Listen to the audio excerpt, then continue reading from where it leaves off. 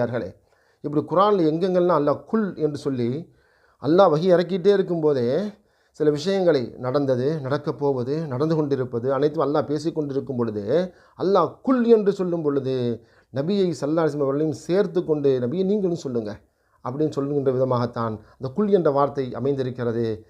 அதேபடி அது அந்த அந்த மாதிரி வசனங்களை நீங்கள் பார்க்கணும். நபீன ஸல்லல்லாஹு அலைஹி வஸல்லம் அவர்களை தன்னோடு சேர்த்து அல்லாஹ் பேசுகின்ற அந்த பாணி இருக்கிறதே, அல்லாஹ்வுடைய வேதத்திற்கு நிகராக எந்த ஒரு வேதமும் யாராலும் ஒரு வசனத்தையும் கொண்டு வர முடியாது என்று அல்லாஹ் சவால் விடுகிறான். அப்பேற்பட்ட ஒரு அல்லாஹ்வுடைய இறை வேதத்தை பின்பற்றி நடக்கக்கூடியவர்களாக இந்த மனிதகுலம் முழுவதும் மாற வேண்டும், வாழ வேண்டும். அப்பொழுதுதான் ஒரு உலக வாழ்வு வெற்றியடையும், சொர்க்கம் செல்ல முடியும். இல்லாவிட்டால் நிரந்தரமான நரகத்தில் வீழ்ந்து படுகொலியில் இருந்து கதற வேண்டிய நிலையில் நாம் ஆகிவிடுவோம். அல்லாஹ் இந்த மனிதர்களுடைய நம்முடைய வாழ்க்கையை பொன்னான வாழ்க்கையாக, பயனுள்ள வாழ்க்கையாக, நபிகள் நாயகம் ஸல்லல்லாஹு அலைஹி வஸல்லம் வாழ்ந்து காட்டிய வாழ்வில் வாழக்கூடியவர்கள் அல்லாஹ் மனைவில் ஆக்கியல்வானாக.